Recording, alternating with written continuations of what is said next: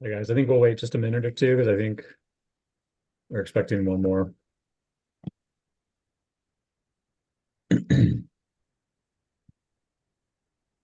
Also, Barney, does it take four of us to have a quorum with the seven-person board? Is that your understanding? Okay.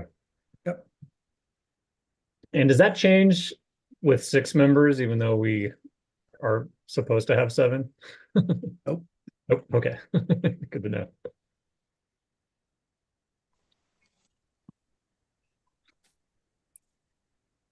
Hello, folks. Well, no. Sorry, can you hear me? Yes. Oh, okay. All right. Andrew, are you outside? Because you look like you're in a nice place. We have not gotten Wi-Fi in our house yet, and the service is not the best in Netherlands. So this is about the only place I get service. So, Okay.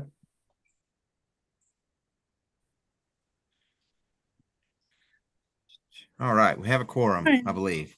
Yeah, should we get going? Um, we have a couple of, yeah, so we have general business items, so we should do a roll call first, right? Yeah, and I apologize, my camera's not working for some reason. No problem. Okay, okay. So Chair Evers, Present. Vice Chair Schwartz, Commissioner Drystat, Present. Commissioner Cram, Commissioner Scott, Present. Commissioner Elson, and Commissioner Nate. Present.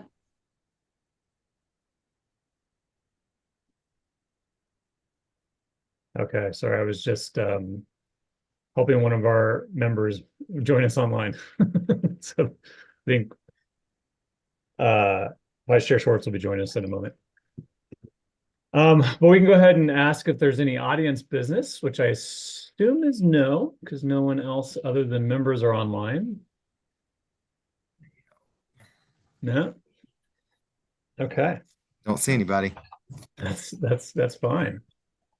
And we have 2 minutes to vote on. I did want to ask one clarification on this. We have the draft minutes and then we have meeting minutes. The draft minutes are just for review and we're voting on the final minutes. Is that correct?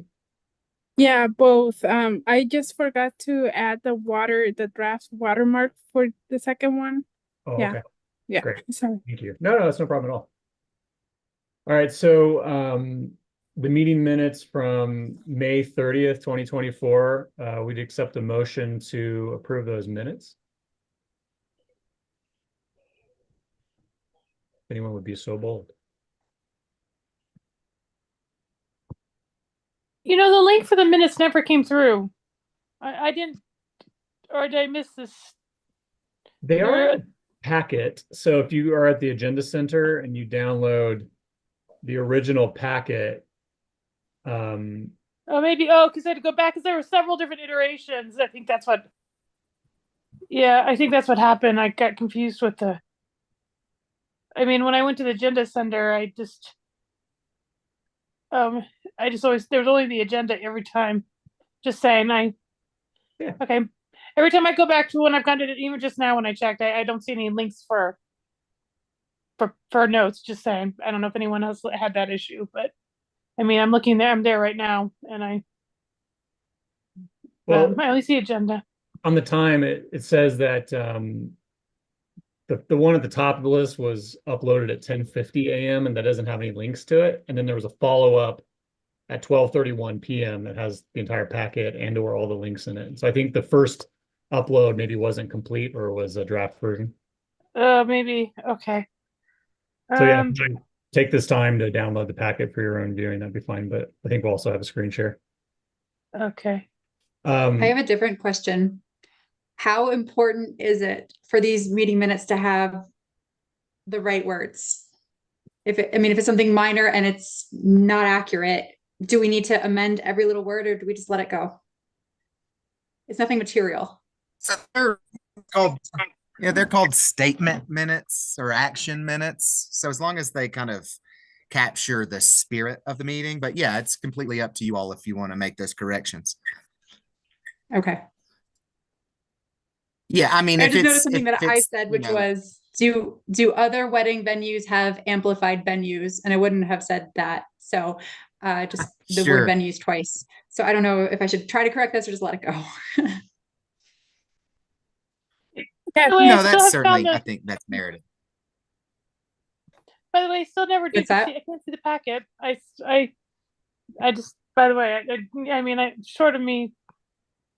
When you go to June 10th, oh, you know what it is? Oh, now I see it. Okay, because there was like, oh, there's a second place where you go 3 and 1.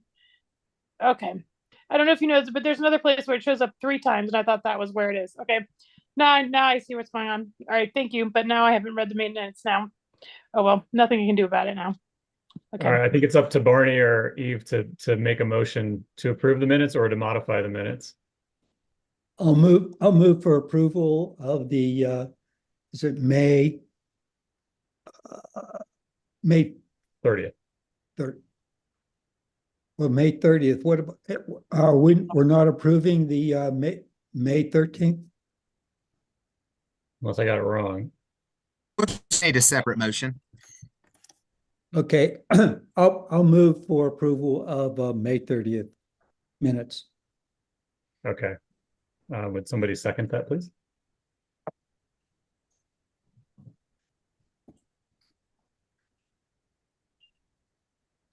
Can I second it? I don't know if that's appropriate.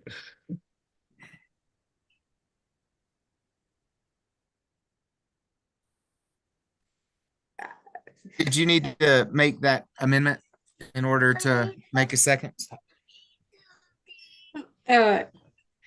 It just makes me wonder if I need to listen to the recording and look at every word again for everyone's language to make sure we got the messages across. I'm too new to this to be comfortable saying this looks great.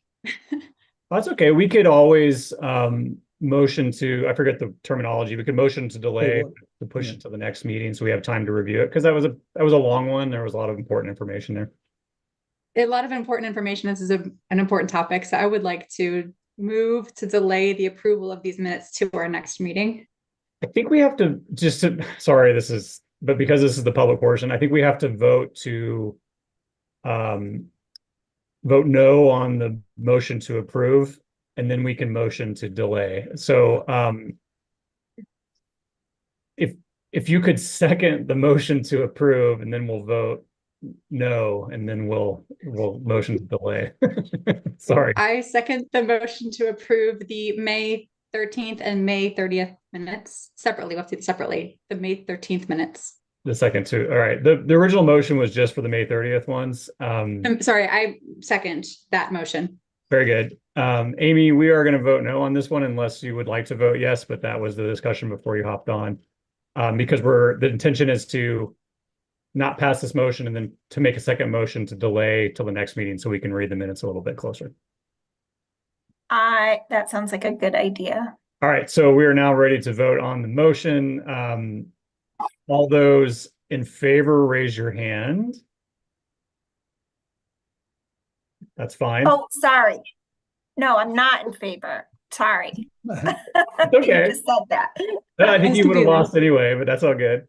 And then, all those opposed, raise your hand. Yes. All right, Debbie, you're going to abstain. Yeah. And I'm still looking at the minutes because okay. All right, Sorry. good. Yeah. So Yeah. the Oops. motion is denied, 0, 4, and 1 abstention. And now we could make a second motion to delay the approval of minutes till the next meeting. Would someone like to make that Okay. motion? I motion to delay the approval of the May 30th minutes to our next meeting. Okay, and would you also like to delay the May 13th or is it just? Yes, I would. Also the May 13th minutes. All right, so the motion on the floor is to delay both the meeting minutes to the next meeting so we can look at them more. Barney, did you have your hand up first for a second? No, to second, yeah. Second, all right, we have a motion and a second. Using your hand or your reaction through Zoom, all in favor, raise your hand. Okay, and there is no no space for a deny. So the motion approved, the motion is approved unanimously, to delay the approval of minutes till our next meeting. Thank you. And This is our good. past meetings, the recordings are now available online, correct? I think so. Okay, cool. So let's move into general business. We have allowance of farmers markets in both the commercial and commercial downtown zone districts. And I'm assuming there's a staff report for that. Andrew, do you want to take it away? Oh, Barney, your hand's up. Yeah, I'll just Yeah. go over it. Yeah. My daughter and her husband own Aspen Moon Farm, which is a well-known organic farm that uses several of the local farmers markets to sell their goods. So while I don't receive any personal financial gain from that, it's a close enough relationship that I feel like I should recuse myself from this vote. Okay, that sounds fine. Thanks, Barney. Andrew, take it away. Sure. All right. So let me open up the right one here. Just a second. And I'm going to be sharing the wrong one. Let me open it up to the right one. Sorry. Watching a kiddo. So if I seem split, that's why. Can you all see the resolution and ordinance that I've provided? Okay. Yes. So this is, sorry. Okay. So this has come up a few times in the past few months. Somebody had approached Victoria about this a few weeks ago. And then also we have established PUD, and they would like to, in their parking lot, every now and then have an artisan or farmer's market. And there are several other examples. And these, whether good or bad, have been happening illegally within town for some time. You know, somebody just has a farmer's market or an artisan market within this district on a weekend. But currently, they're not mentioned within our zoning ordinance.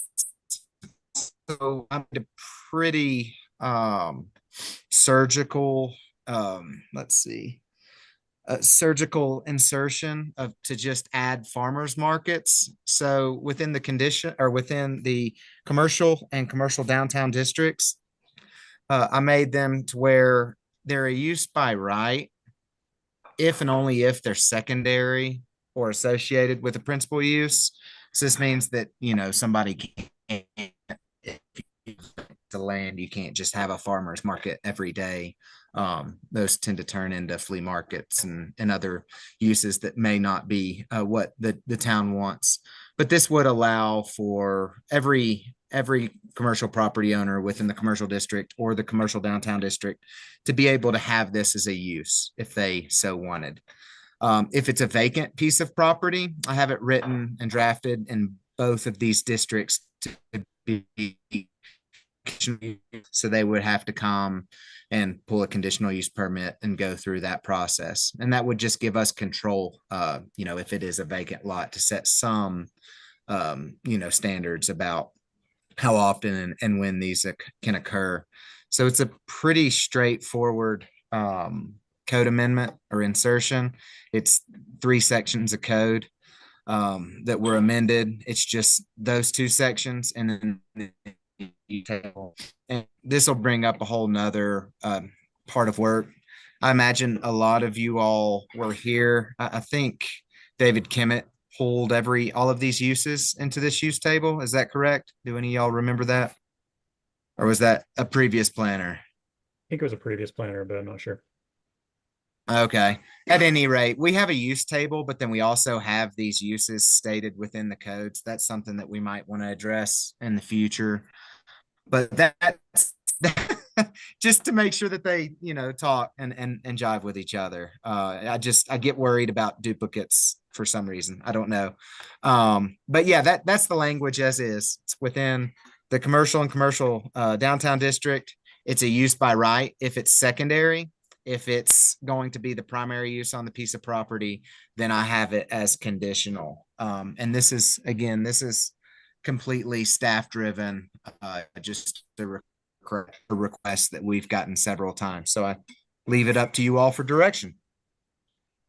Okay, so we can now ask Andrew Bowen for, clarifications on his presentation or the code language. Yeah, I have a please. question. Are marijuana dispensaries allowed to have their product at a farmer's market that's not on their site? I do not think so. But something I could check. That would be off-premise sales of marijuana, and I don't think that's legal in the state of Colorado. But I would have to check. I would just be curious if But I can- that were allowed at farmers markets. Sure. So our code as written would not allow that. So let's see. I mean, I guess it's to interpretation, but fresh produce, fruits, fresh flowers, which maybe could be marijuana, arts and crafts items, and food and beverages. So I don't know if marijuana fits within that definition, but again, I would have to check just legally if they could do that anyways. And I guess my question I'm will not a also apply to frequent alcohol. flyer, but of farmers markets, but some I've been to in Denver, I don't remember ever seeing any marijuana stuff. Hemp maybe, but and then the liquor, you have Yeah. to get a separate liquor license, even if you, Sure. right? So I don't think that means you can just have booze. Yeah, and you would certainly, you might see some CBD products, but no THC products. But again, I can verify that for the board. Commissioner Nath, did you have a follow-up statement? It was just a question about alcohol as well, if that could be at a farmer's market. I know Denver has a cannabis farmer's market, but that might be on a distributed or dispensary's property. I don't know enough about that. So I would appreciate if Andrew Okay. followed up. Sure. Commissioner Scott, did you have a question or a comment? No, Amy, I was hoping someone who's been to a farmer's market recently could, I think Amy provided the background that I was looking for. So thanks. I have a question, Minor Bowen, about a primary use that's conditional if it's primary, but but is there anywhere else in the code that we kind of tread this line between something being considered a primary use where it's actually functionally conditional or permitted primary? I'm kind of having trouble understanding what that means. Sure, we do have conditional uses in each district. So like we'll go to commercial, and sorry, it's hard to tell if I'm sharing. Are you all seeing the code right now? Yeah. We're seeing your Word Okay. document with the ordinance. Oh, okay. Let me clarify the question while you do that. The reason I ask is it looks like under conditional uses, it says that this is the primary use under conditional uses. And I just feel like that's kind of strange language to say something's primary as it's being defined as conditional. And Sure. That's more of what I mean. Is there anywhere else we do that? Or is Okay. it kind of a loophole because a farmer's market has to be a primary use, or what's the reasoning around that? Yeah, no, it's just, and this is just a me thing. So everywhere else, it seems that farmers markets have to be secondary or they have to go through a conditional use process. So what does the language say right now? Let me. Okay. Yeah. So I mean, that's up to you all. So farmers market is a primary use. What I'm trying to say there is if there's no other use on the property, it has to be a conditional use. Still, it's still not a permitted use, I guess, or a principal use or permitted principal use by right. I guess that's what I was trying to get to. But no, to answer your question, we don't have any other uses like that within the code that I can see right now. Okay. So the one you have up right now is interesting. It says shall be secondary to or associated with an on-site permitted principal use under the primary. Yes. Go turn water. So is it never a primary use then if it's always secondary? Or No, if it's permitted as a conditional use, it would be the primary use for that piece of property. right. So this is saying that you could have two primaries as long as the farmer's market was secondary to another primary. So this right here, this insertion is saying that if you have a museum as your primary use, then if you want to sell, something on Saturdays within the parking lot, you can do that. So you have a primary use, and then your secondary use would be this farmer's market. If it's permitted as be the only use on that piece of property, that's saying that it's vacant. Like the property that just the building that just burnt down. If they wanted to do something, right now there's nothing on that piece of property. They could go through the conditional use process and get it permitted as a farmer's market as the primary use. Okay.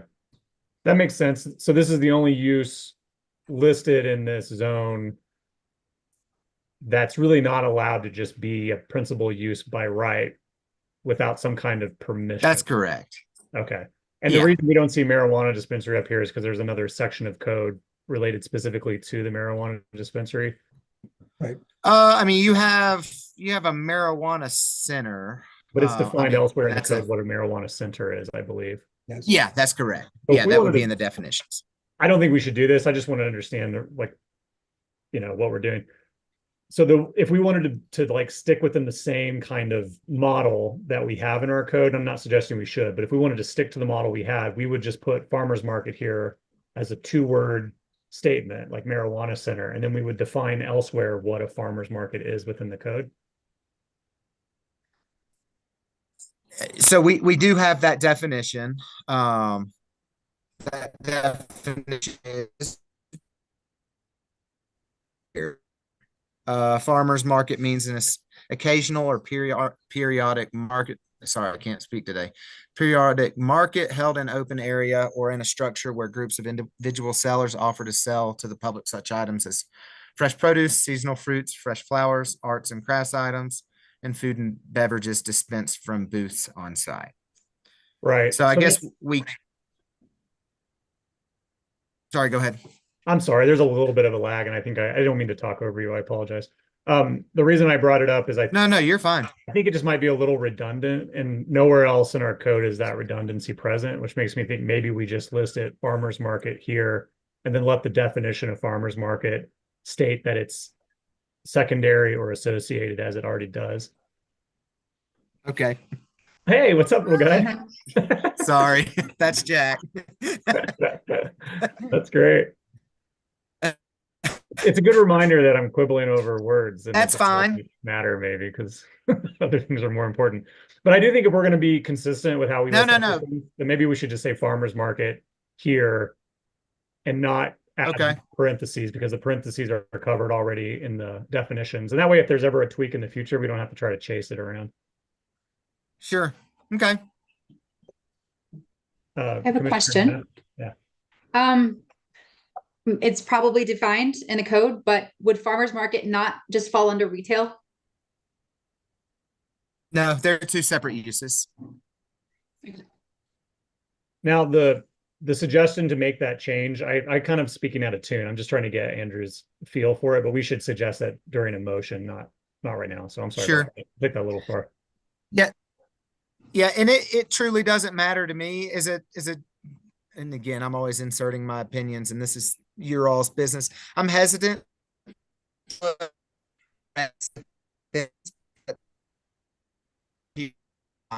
Regulation, but I think that's fine if that's how the town has done it. Could you say that one more time? I'm sorry, you cut out when you said you're hesitant. Yeah, sorry. So as a general rule, I try not to put kind of regulation within definitions, but I don't think this is really regulation. Just because that's not where people go to find.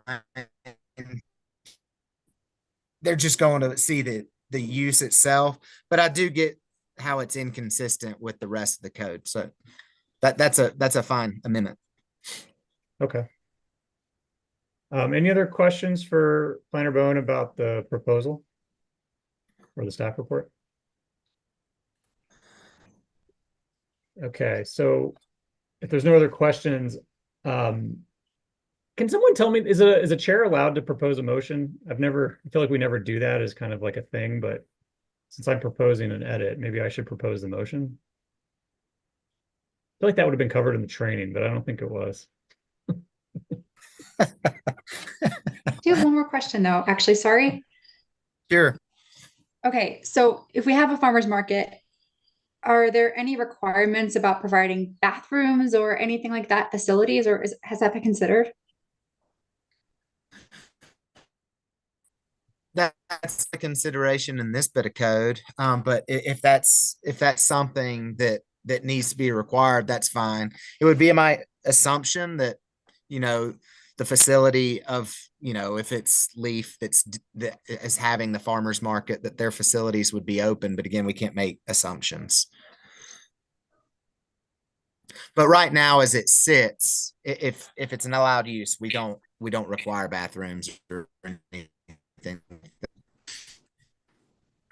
I only ask that because whenever we're proposing new things, we think about parking and water and all the things that are Sure. required to sustain that activity or that development. So I just wanted to know, like, if we've thought about these things. No, for that's this. a great point.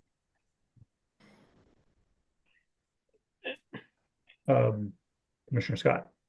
Yeah, I guess the kind of similarly. Well, so is farmers market? Did you say is it defined somewhere else in the code? I mean, I guess farmers and market implies, well, yeah, and temporary, something you put up and take down, the same day. Yeah. So, okay. Yeah. So this is in the definition. This is how it's defined currently. Okay. It's this right here. Oh, there it is. Oh, it's the fresh. Oh, I saw the fresh produce, but okay, occasional periodic market. I see what you're saying. Okay, held in open air. Okay, but okay, that's probably enough. All right. Is that defined enough? Occasional and periodic, or can somebody do this every other day? Yeah, maybe usually do you put a time limit on, like, by not to last 24 hours or not to last 12 hours, or you know what I mean, something like that. I don't know if you usually get more specific than that. Or I don't know. Does it? I don't. Would be worth it. Well, I don't know how other codes in other cities might define it, but yeah. Other codes would certainly be, they would have those operational standards, but that's just not currently within our definition. But if that's, the direction to define those, that's fine too. Well, it's always tricky trying to come up with code language. Sure. With volunteer commissioners. So, Totally. it's a good point. It's like, I guess the question is, would we be happy with a farmer's market that ran 6 days of the week, but not 7? Because that seems like the most extreme interpretation of this definition. I don't know if I personally care as a volunteer commissioner, but I also, like, that's the question being posed, right? Is that what's right for Lions? Because that might functionally be something other than the principal use. So, like, where's the line? And is that our purview, or is that something we ask as a staff directive to consider with the Board of Trustees, if they should put something around business hours of the principal use or something along those lines? But I don't think Andrew has an answer for it. So since we're doing the staff report right now, why don't we put a motion in, unless there's more questions about clarifying or the definition of the proposal, why don't we put a motion in and then make some discussions, and Andrew can still chime in at that point too. Okay. And I looked it up. Chair is not allowed to introduce a motion. It's not allowed. I can try. There's We can that, always amend Robert. it. Yeah, we can always amend it. So go nuts. I would like to make a motion to have the staff provide a more concrete definition around the limitations to a farmer's market operations. I'm so sorry because I think I might have been too vague. The motion is more of the motion about the ordinance being put forward. So like either we motion to approve or motion to Got it. deny or motion to delay. And then once the motion's in place, we can discuss it and we can add amendments to it, you know. But what you just suggested, I think, is a staff directive, and we don't have to motion for that. We can just sort of agree to it. But I'm glad you're doing that because I think it helps us clarify these procedures because they're so freaking soupy. Okay, someone else, please make a motion. I would like to make a motion to move forward with the ordinance about the farmer's market this evening. Okay, so the motion on the table is to propose the motion set forth in the staff report. Correct. Very good. Okay, now the motions, do we have a second? I'll second it. Okay, thank you. All right, now we can discuss and we can amend and we can ask Andrew to make a staff directive toward the Board of Trustees.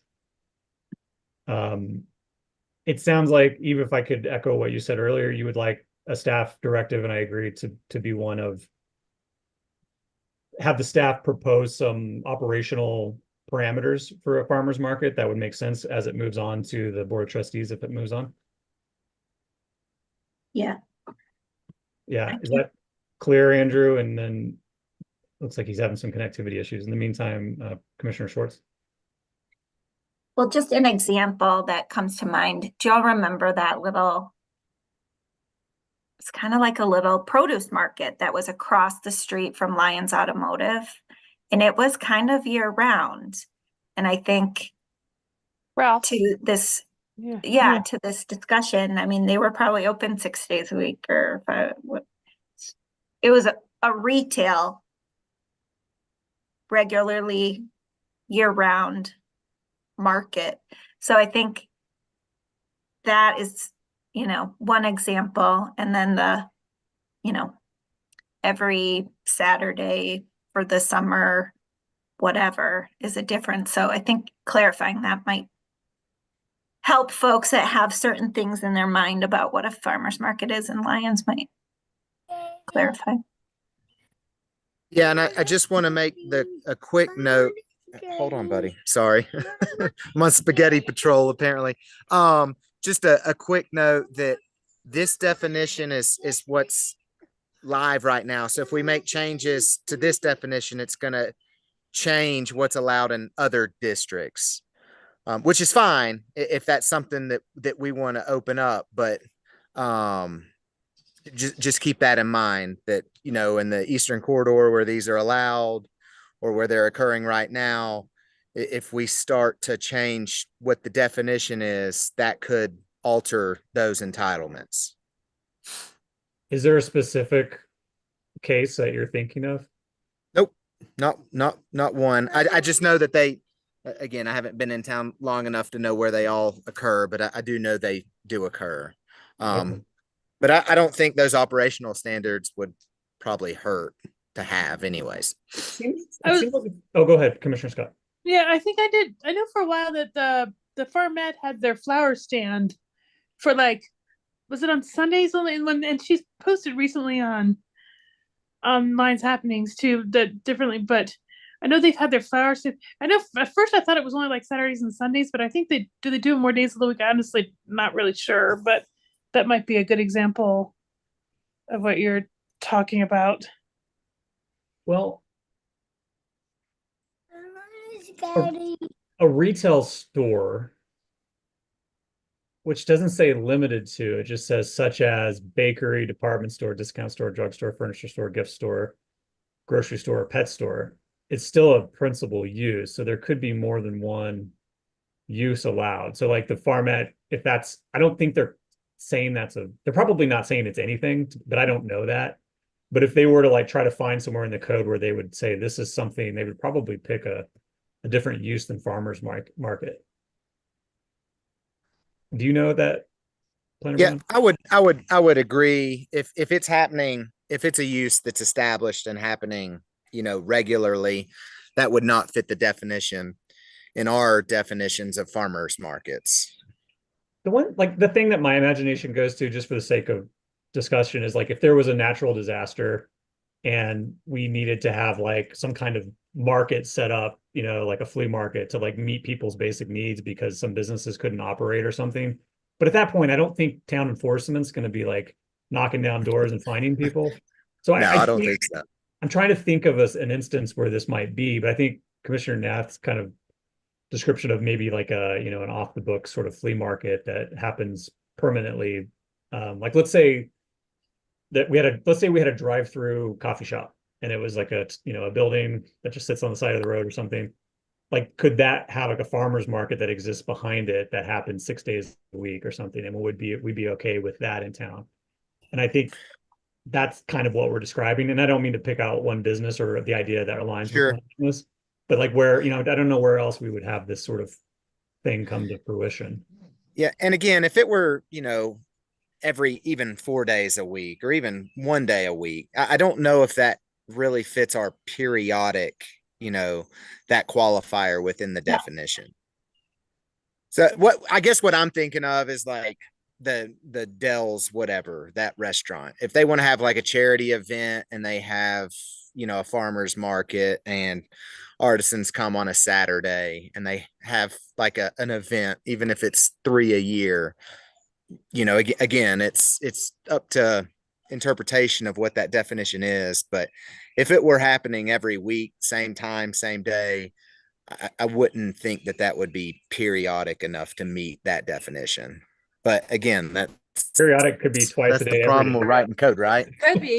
And farmers that's markets right. in Boulder and Longmont are once a week, the same time, at least once a week. So Sure. those are definitely farmers markets. This might be one of those Yeah, where. but those aren't. Please go ahead, Andrew. Go ahead. I was going to say those aren't farmers markets under our definition. Those would be. I would imagine those farmers markets are a permitted special event through the city of Boulder. But I can't ensure that. But I guess I'm just wondering if any larger landowners here might want to have tables out multiple times a week and have farmers markets, and if that's okay with us, or if we really do want more Sure. restrictions like once a week or twice a month, or is this and if they do have this kind of traffic coming in for these tables, farmers markets, do we need to think about traffic patterns and additional resources required to support this additional use?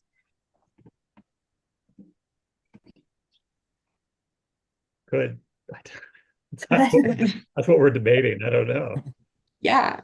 I would like to see more definition around farmers market, versus ongoing retail.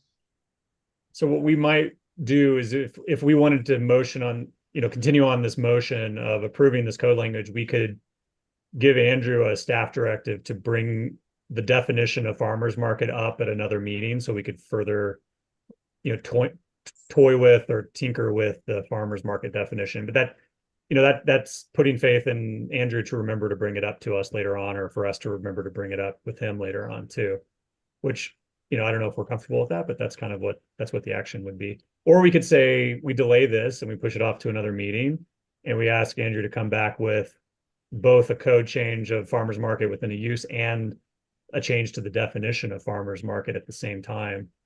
Andrew, I guess maybe a question there would be, is there any urgency to this one being fired through?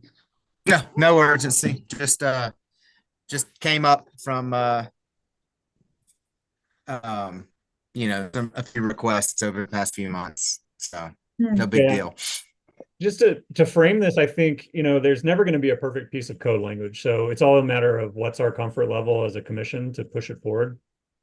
And so we could decide this is specific enough for our small town of Lyons. And could somebody act in a way that might be outside of the spirit of this code?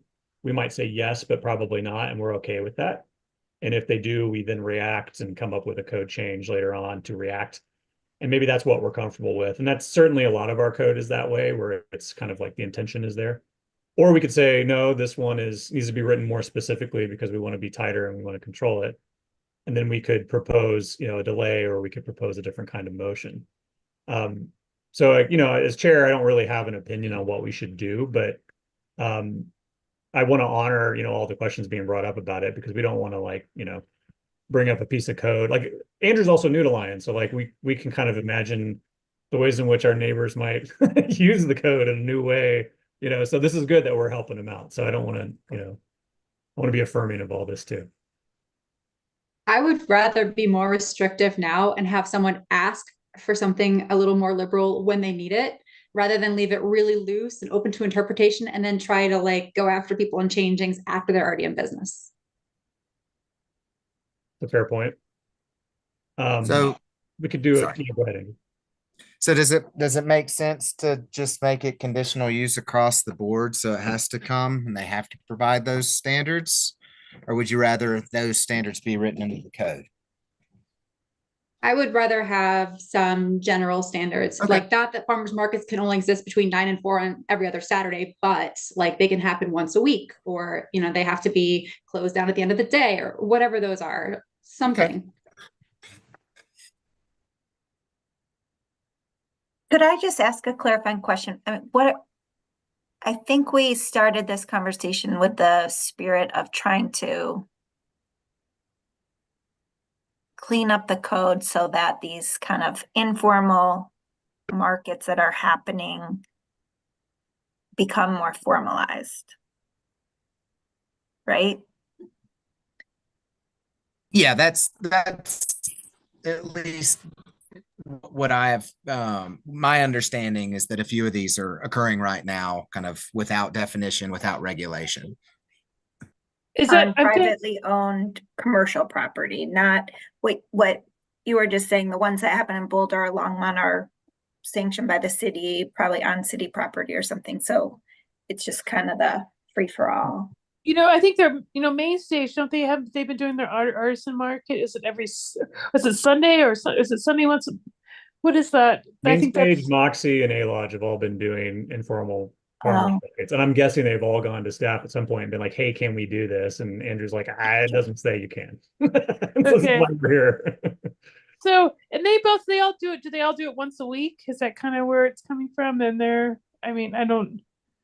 Seems like it. Would it make sense to do it go east path maybe once a week, or maybe you could do twice a week so that it allows Saturday and Sunday available, but and maybe not necessarily consecutive, because you look at Boulder Farmers Market, they have Wednesday night and Saturday morning. I don't know, but two days a week, not necessarily consecutive, and that gives at least. Yeah, and then they can choose which days, and then that might be tight enough, but not too loose. And if they want an extra day, maybe we could add, I don't know, expand it later. I don't know. That seems like a good idea. There is in our training, there was this gray guideline for all the commissioners where it's our job is to propose an action for staff, and then staff's job is to iron out the details. And I think this is one of those instances where we could all each come up with an idea that's equally as good or well-intentioned, but it's probably best if it just goes through one conduit. So I'd recommend that along those lines, Debbie. That's a great idea, but maybe Andrew should make the lead on that. Agreed. So we got to decide. So, go ahead, yeah. Mr. Schwartz. Oh, no, I'm sorry. We need to maybe adjust our motion though. Well, we have two options. 3. We can pass the motion and give Andrew a staff directive to, I think we can do this, tell me if I'm wrong, Andrew, to make a staff directive to also propose a simultaneous change to the definition of farmers market, or would that have to come back to the PCDC? You're muted, sorry. That's a substantial change. I would prefer to bring back to you all to get input, if it's just tweaking something. But if we're adding operational standards to where there's none, I think that's definitely something that that should merit your input as a board and, you know, anybody that wants to come and speak to the matter. So this is granting allowance that could possibly be making, you know, the code more restrictive than it is now. So I would feel more comfortable having that conversation at a later time. That's good advice. So then our job here is, I think if we all agree with this, we would just deny this motion and we'd vote it down and we'd propose a new motion to delay and then ask Andrew to come back at another meeting with a simultaneous change that he proposed today and a change to the definition that has operational restrictions on it. Does anyone? Can I ask a question about changing the definition? So like, we've talked before about being able to enforce something. And just as you're thinking about the definition, you could say you could have any 2 days you want, and then every farmer's market has a different 2 days. And it's like, who can actually track this? Or it could be everyone can have farmers markets on the weekends or whatever it is. Something to think about when crafting the definition, right? Yeah, it's really more, you're right. You're 100% right. And in Lions, functionally, I think what this would end up being is if somebody like takes it off, like just goes off with this thing, we at least have something in the code that enforcement can use later on to compel them to change their behavior. Instead of having the enforcement officer now have 101 things to do instead of 100 things to do. So I think that's how it would functionally work in Lions. It would be more of like a rule we could look to if somebody's out of hand or somebody starts complaining or someone starts garnering too much attention and it needs to be enforced. But you're right. And like is there anything about our code that if someone isn't following it long enough, then they just get to like continue that behavior because they've been doing it for so long that they're now reliant on that pattern, like a grandfathering? No, I mean, these types of uses would not be, you know, that's called a legally conforming, non-conforming use. This would not. Just because it incorrectly in the past.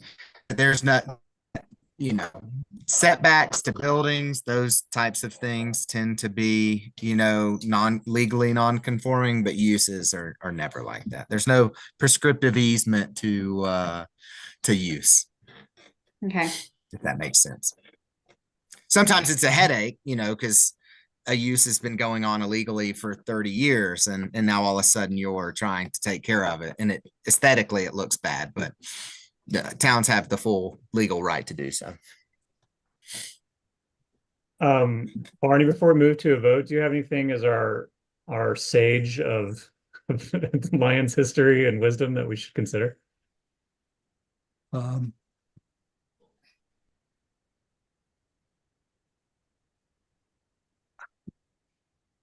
Okay. I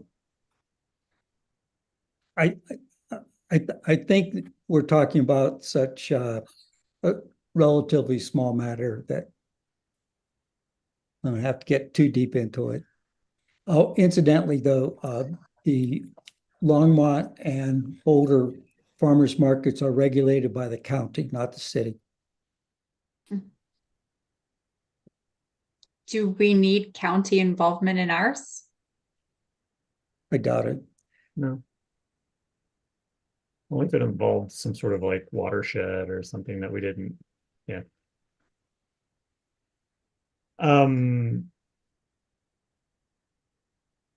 Okay, so let's vote. If you want the motion to proceed as stated by staff, vote yes. If you want the motion to be denied so that we can delay for another meeting with more research, vote no. Is that clear? Okay. So we're going to vote on the motion to pass the proposal to the change in the ordinance as listed in the staff report. All in favor, raise their hand. Yes. Okay. All opposed, raise your hand.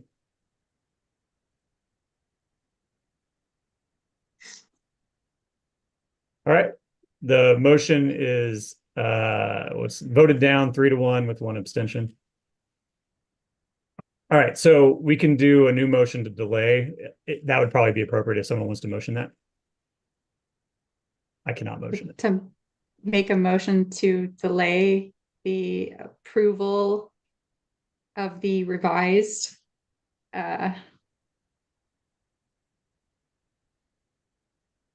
help me Yeah, I out. think, Ordinance change. yeah, a motion to Include- delay the ordinance proposed by staff. It's pretty big. Motion to delay the ordinance proposed by staff. Do you have a second? Sorry, if you could just provide some recommendation to staff within that motion, just so I have something to work with. If that's I understand where I need to go, but Well, that's my question. I don't think staff directives are part of motions, are they? I think oh, we I guess not. Sorry. Yeah, you're fine. Go ahead. okay. How about a second for that motion? Yes, I'll second. Okay. All in favor, raise your hand. All opposed? No? All right. Passes to delay 4-0 with one abstention, and followed by a staff directive to bring a proposed change to the definition of farmers market that relates to operational parameters. Okay. I have a question. Sorry, can I ask a question? Yeah, Commissioner Scott. Hey, Andrew, are you? Is it partly because we're in June now, early June? Are you feeling the pressure to like try and get this resolved, or are a lot of people asking? Is there anything like that going on in the background here? Okay, I just No, wanted to there's know. truly no pressure on this one. So Oh, okay, I was wondering if there's something like that going on here. Okay. Because we would fold like a deck of cards if there was pressure. Just kidding. well, darn, I should have said there was pressure. I'm kidding. Yeah. No, this is good. We're keeping it straight. I like it. Okay, let's move on to the second item. It is also ordinance proposal. And Andrew, take it away. Sure. Just a second. Let me pull everything up. This is the one I was worried about. So this was the one that was hard for me. So but maybe it'll be easy. Who knows? You never know how things are going to shake out. Let me share my screen. All right. So back in 2022, if any of you all were on this commission, David Kimmett worked on a code amendment to allow, well, I'll just bring it up. So the minimum lot area for the R1 low density district is 7,000 square feet. There are several lots on the north side of town that are not there. They were platted prior to 1929, March 20th, 1929, and they do not fit our zoning requirements. So the conversation around this code amendment, this one right here back in 2022, where we have about 6 or 8 properties. And I provided those within, I'll just bring them up. It might be easier. Just a second. Sorry, I got too many windows. Reshare. Can everybody see my screen? Not quite yet, but it usually comes there. Now it's there. So these 3, and these aren't the only 3, but these are good examples of why this code was written like this. I guess someone came to David and they wanted to subdivide one of these parcels. And since they're around 13,000 square feet, they are not legally subdividable. So we have it within the minutes that this board and the Board of Trustees made this amendment to allow the subdivision of these lots. But the code language as it was drafted didn't achieve that goal. So I've inserted this amendment, which is B, and it's just illegally described standard lot of the town of Lyons platted block as recorded on March 20th, 1929, may be subdivided into no more than 2 lots. No resulting lot of a subdivision of a lot of record on March 20th, 1929 shall be less than 6,000 square feet. So this just allows these last remaining kind of historically larger lots that were originally platted in the town of Lyons to be subdivided. And once they're subdivided, they'll practically be the same size as their neighbors. And I don't remember if any of you all remember this code amendment or not. But that was going back, that was the spirit of this amendment, was to allow these lots to get subdivided. And that's really it. I do remember the previous planner bringing this up, and it doesn't really matter to the proposal, but it might provide some context. I thought that he had maybe was not assumed, but he had maybe suspected that what's the word? The vacation of the alleyway behind the properties was actually what limited them to not being able to be bifurcated. Because the alleyway takes, whatever the width is from each property that it cuts through, and those alleyways are not original. So it almost, Sure. if that's true here, and you tell me if it is or not, or you don't know, that's fine too. But that is even more of an interesting reason for why these properties can't be fully utilized the way they're intended to. Yeah, I don't know that. When I read through the minutes, it was pretty clear, at least first reading, didn't make it to second reading with the BOT, that it was about subdividing these lots and that they just weren't large enough. But whether the alley is figured in, I don't know. They all hover right around 13,000 square feet. And as was they this stand right. was this just, you may have said this, was this abandoned because of some kind of scheduling with the Board of Trustees, or was this voted down and never made it to a second reading? No, that's the curious part, is this was code change to try to address the problem, but the code change, how it was written, it didn't address the problem. So this is me trying to go back in time and readdress the problem. Thank you. I didn't follow that. Yeah, no, my apologies. Yeah, this was the amendment that happened. Sorry, this A was the amendment that happened back in 22 when Planner Kemet first went through this. So it was taken through this commission and the BOT for this purpose, but I just don't know. It didn't make it there. Okay. Any other questions for the planner? Barney, your hands up. Yeah, just to clarify, the next step here is if a property owner would come forward to subdivide their lot, correct? That's correct.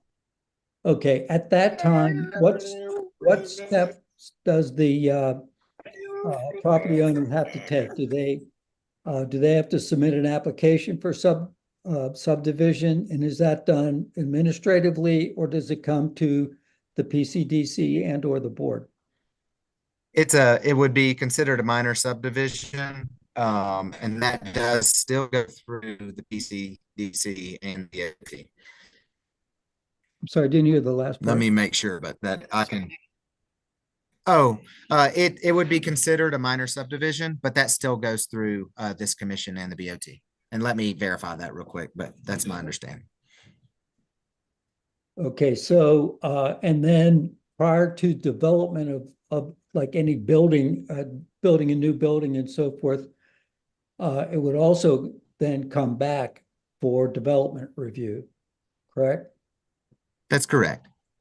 So to me, what we're talking about is something that's, well, I should wait for a motion to have the discussion, sorry.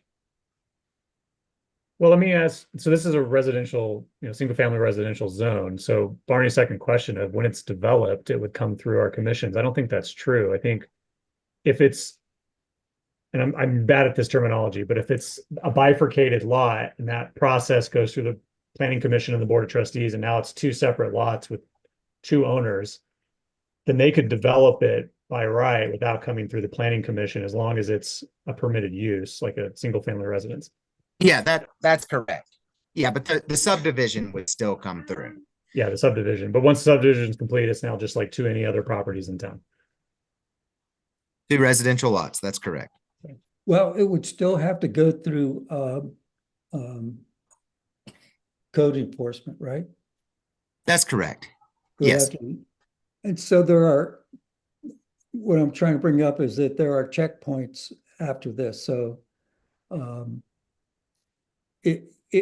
by approving the ability to subdivide, that's only one step in a series of steps that have That's to be correct. in order for there to be a material change to a neighborhood. And so neighbors would have an opportunity to voice their opinion, bring things up, object, and so forth. I mean, it would, you know, the use as it stands right now, if they were building a home, it would be, you know, it would be an allowed use. So they would just go through our Yeah. administrative process. And we don't send those out for neighbor notice or anything like that with residential projects. Well, but the subdivision does. That's correct. Commissioner Schwartz, you've had your digital hand up for quite a while. I guess my question is 6,000 square feet small enough? Is that limiting in any way? I mean, what if I guess in my mind, you said that most of these couple of lots that are under this predicament are about 13,000 square feet. So if you just, Yep. if they're equally divided in half, that number works, but I don't know, is there maybe some reason why it wouldn't be equally divided in half, and would the 6,000 be limiting? Would say just to fall under the rest of our R1 zoning and to fit in with the neighborhood. I think we should try to keep it, you know, at least the same size as the other neighbors. You know, when these occur, if they occur, you know, they'll be, you know, there's an existing home and you can't Sure. create a nonconformity with your setback. So they won't always be equally split. You'll have to work it with the property. But it would be my encouragement to keep at least a minimum of 6,000 so that we keep up with kind of neighborhood standards. As a follow-up question to that, though, we're still beholden to the limited, the what's the word? The minimum street front, right? The minimum front yard width, whatever that is. Setback. Let's see. I think it's 40 or 50. I just can't remember. Yeah, I can't remember, but yes, we would be held to that. Yeah. That hasn't changed. So I mean, you can kind of do the math of like what a 6,000 square foot lot with a 50-foot front would be. I mean, if you just follow, because in lines we have no building coverage rules, so you could just build all the way to your setbacks, 3 stories tall, and you could still do, you know, like probably a 6,000 square foot house. to be frank, so I don't think it's very limiting. That's not including a basement. Commissioner Drysdale? Yes, we previously had extensive discussions about minimum lot size. And the sentiment at that time was that the minimum lot size in line is pretty big. And lots of communities are trying to go in the other direction to reduce the minimum lot size when and where they are able to. To me, the difference between a 7,000 square foot and a 6,500 square foot lot size, the 6,500 square foot is still a pretty big lot. And I think it's consistent with the comp plan to have more lots available for housing. Yeah, good point. Commissioner Knapp? So for these 3 lots in particular, they can keep 6,000 square feet on one of their lots once it's divided, the way the houses are currently situated and everything. They have Yeah, to. so again, Does this work yeah, for them? they have to. We can't change that. So they'll have to figure that out. Again, I only have one application in, and setbacks aren't a problem. So Yeah, just to be clear, it's minimum lot size has to be at least 6,000. So if they had a, 14,000 foot lot, the smallest one could be a 6,000. that, yeah, how the code is written right now, or how my amendment is written. Now, if it were 14,000 right now, they could subdivide by right because they'd both be 7,000. But 13,999, they have to. Right now they cannot legally subdivide. Good point. I made it more confusing. No, you're fine. No, it's good. That's a good reminder. Okay, any other questions for staff report?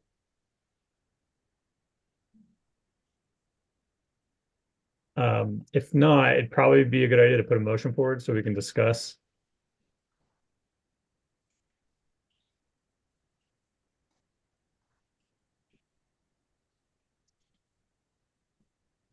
I move to approve resolution 2024-05 of the PCDC.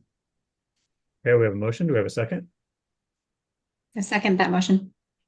Thank you. Okay, so we can discuss. The motion is to approve. Barney, you saved a discussion point for this. You remember what that was? I think it's consistent with the comp plan to utilize properties within the town to expand the potential for housing. Not required to add housing, but this at least provides an opportunity for it. There was, and it was a previous planner, so Andrew isn't necessarily going to bring this forward, and the PCDC may not bring it forward, but there was a previous discussion around what would our ideal minimum lot size be in Lyons if we started over today. And the reason I bring this up is if we allow these, I mean, we should allow these properties to bifurcate. I agree with Barney's sentiment. But if we allow them to do that, and then a year in the future, we plan to lower that number even more. That's the only concern I have, is that we put the current people at a disadvantage because they don't know of an opportunity that might exist further down the road. But that's the future. And I don't personally think that that's worth not pushing the motion forward. I just wanted to bring that up. That we might make our minimum 3,500. Yeah, basically, or something. For even 4,000 would be enough for some of these properties to break into 3 properties if they didn't have a house in the wrong spot. Barney, your hands up. Yeah, and my thought previously has been that we should look at that for annexations and use of existing parcels or annexed parcels, and have a minimum lot size that's more consistent with other communities that are, looking to optimize their land use. Yeah. I appreciate that discussion. I'm tracking. Thanks. I get it. Yeah, but I had the same thinking. So Well, now it's in the record, so we can be like, we said so. that's right. Hey, Amy, you know how you were talking about earlier, the difference between 6,500 and 7,000? I think your lot, because you're right across the street from me, I think your lot is around probably 7,000, 7,500. Your lot, my lot's one of the biggest ones in the neighborhood, like 90, it's over 9,000, or is it close to, oh shoot, it's around 9,000. And I have to deal with all the watering too, I might add, that goes with it. But just for a comparison, I think for kind of an understanding of size in our neighborhoods. I know that these lots are in the downtown area, and it's a little different. They have alleys and things like that, but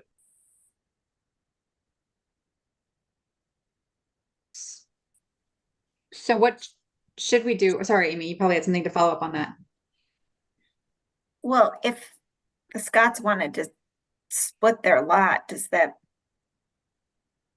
I think it doesn't work because you couldn't get to 6,000 each. I mean, this is just for these specific larger lots, right? We're not going to go down that rabbit hole, are we? Okay. No, it's only, again, I think there's maybe 6 or 7 of these types of parcels within that district, that area. And they're not existing, really anywhere else in town. But could not an owner of one of those properties propose an easement that would allow a structure to would allow structures to have like a kind of a jigsaw shaped 6,000 square foot. I guess it's not an easement at that point, but couldn't they define their property not in rectangles but in shapes that interlock to allow 6,000 square feet? Like little flag lots or something. Yeah, yeah, yeah. You know, I mean, if it met our subdivision requirements and the minimum width, you know. The width. And actually, follow-up question to that, because that's one I always forget. Does the width apply to an alley in Lyons as well, or does it have to be the current The road frontage. Yeah, the artillery or that, yeah, the main street. I'm still wondering about Commissioner Evers' question. So like a year from now or 2 years from now, if we say, hey, we'll actually allow subdivisions of 7,000 square foot lots and the minimum is 4,000 or 3,500, and then these lot owners that we're talking about today lose on that opportunity, should we be thinking longer term when we set this minimum now?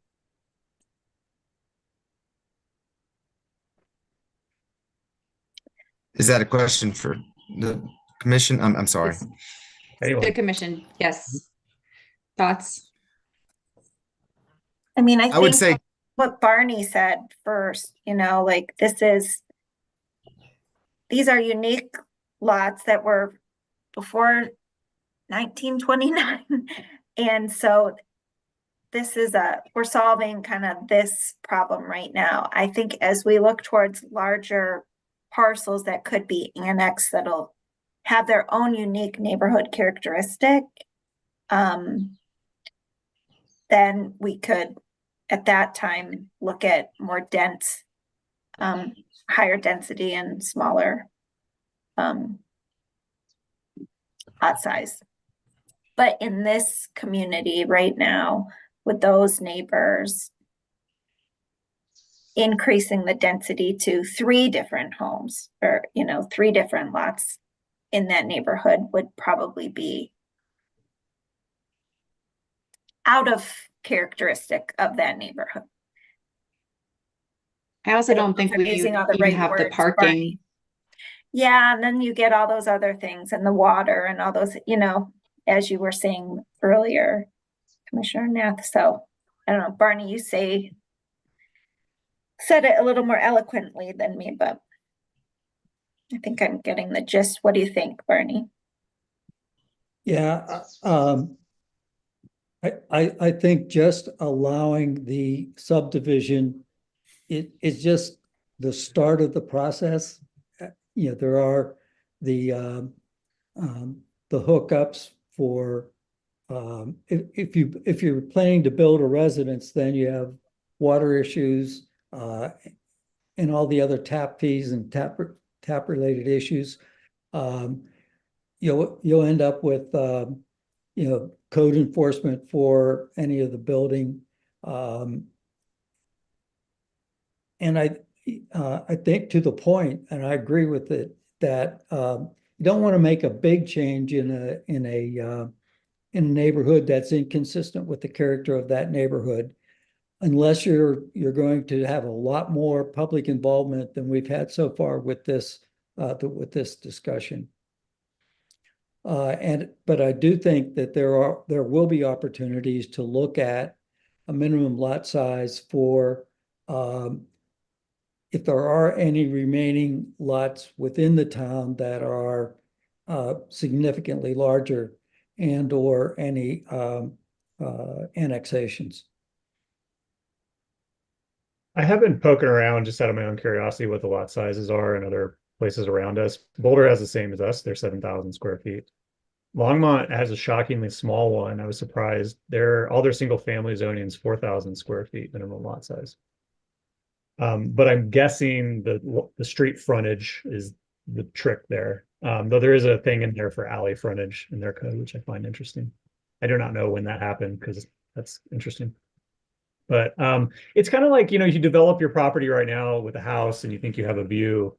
It's like if someone buys the property across the street or the property across the street gets rezoned and it's developed and now you don't have your view, it's kind of like that's just sort of how property rights work. So I think if somebody elects to bifurcate their property now, And then the code changes later so that they miss out on an opportunity if they had waited 3 years. I just don't know if that's, I don't, even though I brought it up, I don't think we should action on that. I just was curious what you guys think too. So my personal opinion is we don't worry about it.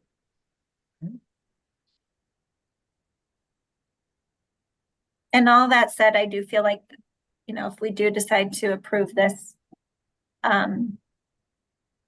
amendment, it is a signal towards greater density and just gradual change. Good point. Any other kind of discussion points around the motion to approve? All right, let me open it back up again. So the motion on the table is to approve Resolution 2024-05 of the PCDC as described in the staff report. And unless there's no reason to, we'll go ahead and vote. So those in favor, raise your hand, or so does it designate. Okay, no opposition, so the resolution passes unanimously. And Andrew, was that easy? Okay, fairly easy. I think that's the end of our general business. So if someone could motion to adjourn the general business, we can go into a workshop and loosen our ties. I motion to adjourn at 7:46. Do we have a second? We still have a workshop. Don't get excited. Yeah, just the fourth Second. meeting. Second, Second from Commissioner Drysdale. Okay, all in favor, raise your hand. There it is. All right, motion to adjourn passes. We shall now begin the public workshop. Thank you, Maria. You don't have to stick around any longer unless you just love this stuff and you want to. Yeah, have a great night, guys. Thanks so much. Appreciate your help. You too. Bye. Andrew, totally your call. This workshop is, it's kind of brought up in our joint meeting with the Board of Trustees. And I think there's still time to do it, but I know you're solo parenting. Do you feel comfortable marching ahead, or do you want to delay it, or what are your thoughts?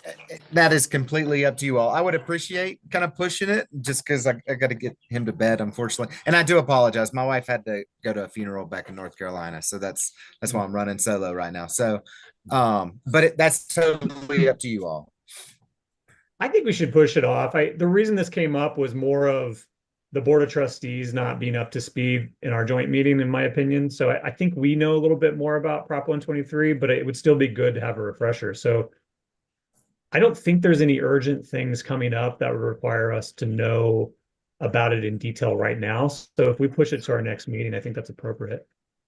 Yeah, and I really we're meeting with DOLA hopefully Thursday, and we'll be getting a lot more information. So that what I provided was really just for your all's review.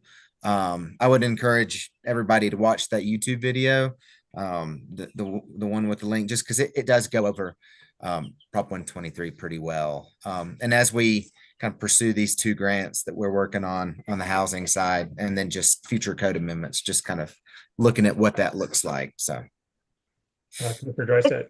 For the housing authority? Yeah. So right now for the Peak to Peak Housing Authority, and also the joint housing staff between us and Nederland. Oh, yeah. Okay. Commissioner Drysdale, go ahead. yeah, I just recommend a couple of additional items for distribution.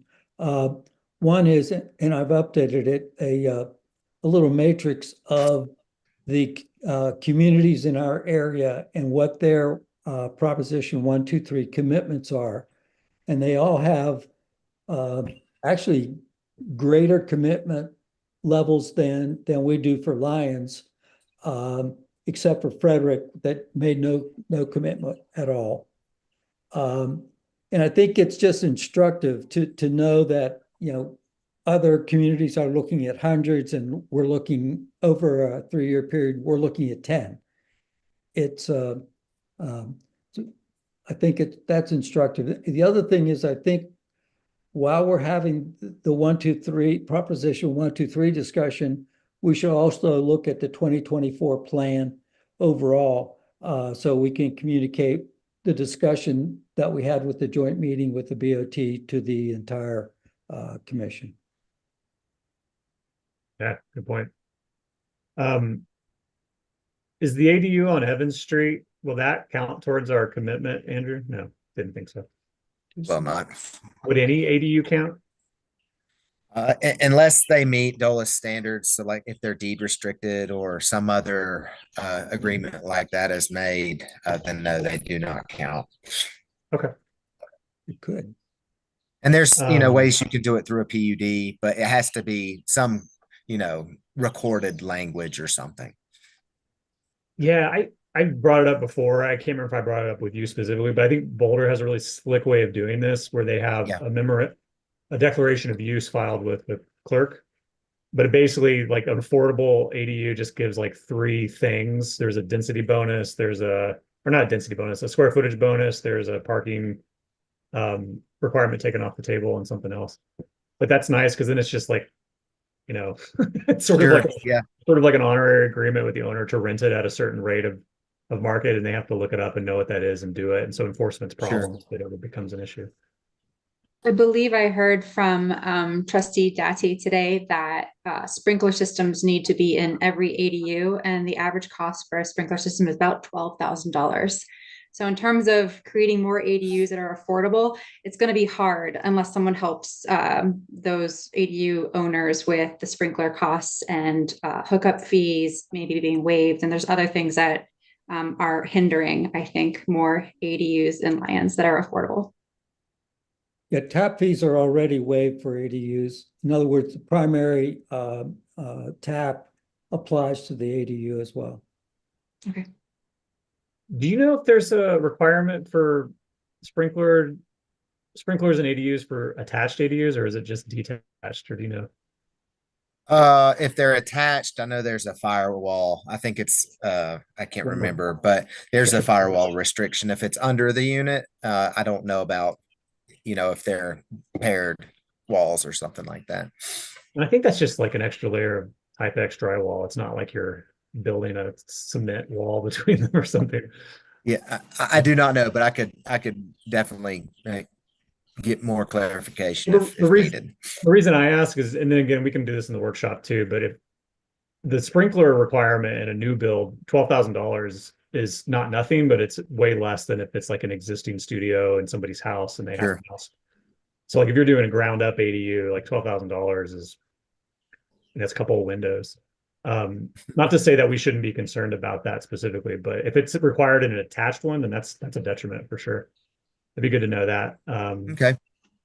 But yeah, maybe I guess the underlying theme here is like, do we want ADUs to be one of our strategies to count towards that 10 unit? Because that seems very approachable compared to 10 single family homes or 10 condos, Sure. 10 townhomes that don't exist. So that might just be one way of like kind of, framing this so it doesn't seem like a hill to climb. Because you do have a lot of people are like, we have no developable lots. And like maybe we can do this without any developable lots, if it's just Sure. 10 ADUs that meet a certain standard. Yeah, and one thing is if you all could just look at the strategies provided at the end of that, those are all hyperlinks if you need to read. But the BOT did request that the PCDC pick kind of their top 4 strategies that we want to try to implement within our code. So that'll be on the next meeting agenda. So if you all could just kind of frame up your opinions around those, that'd be great. Sorry, I didn't mean to interrupt, but I'd forgotten that point. No, that's good. That's probably the only thing that actually mattered in this part of the meeting anyway. So that's good. Cool. That's Any nice. other questions or comments before we adjourn? Okay, and we don't need to vote to adjourn. I've gotten made fun of several times for that. We're just all gonna have a polite wave goodbye, I think. You all have a great night. Thank you for allowing me to do this virtually tonight. So Thanks for your flexibility, Thank you. Thanks. Bye. Bye, Jack. see ya. I guess. Oh, he's cute.